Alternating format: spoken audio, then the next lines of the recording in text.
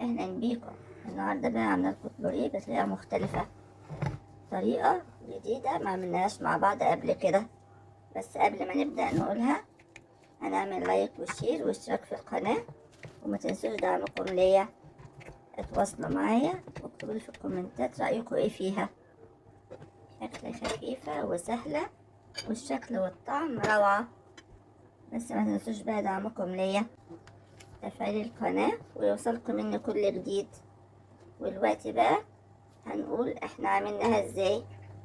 هي الحلو فيها ان احنا ممكن نعملها فطار او غدا او عشاء، تنفع مع اي وجبة وهتبقى خفيفة وصحية وسهلة، متاخدش 10 دقايق منك في المطبخ.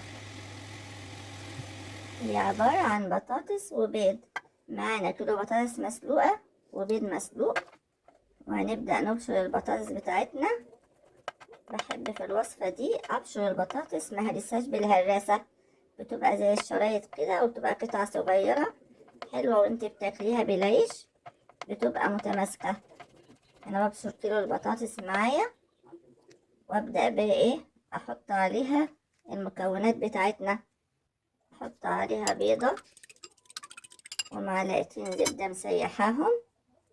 هي الاحسن فيها الزبدة، ما ينفعش سمنة لان ده طعم مش حلو. وكوباية لبن كبيرة. نبدأ نحط البهارات بتاعتنا اللي هتديها بقى الطعم الرائع. حطيت ملح وفلفل وكمون وبابريكا، معلقة كبيرة توم باودر، ومعلقة كبيرة زعتر. الزعتر في الوصفة دي مهم جدا جدا، بيديها طعم حلو وريحة حلوة.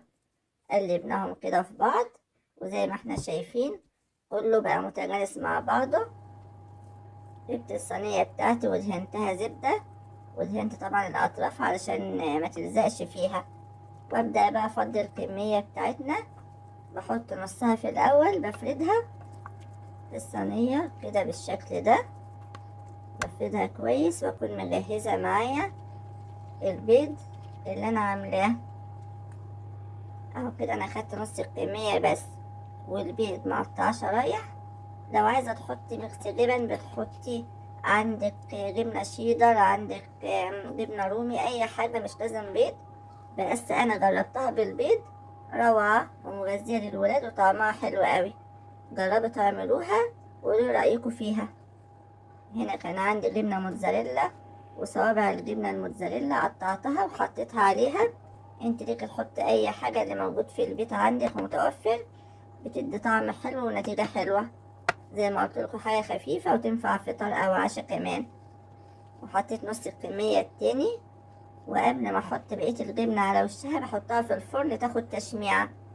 واكمل بقى. الجبنة دي موجودة عندي زي ما قلت لكم، الموتزاريلا بتبقى افضل، ودي جبنة مشرشرة سوري حلوة، بتدي مطة جميلة. لو مش متوفرة زي ما قلت احنا بنحط عليها اي حاجة.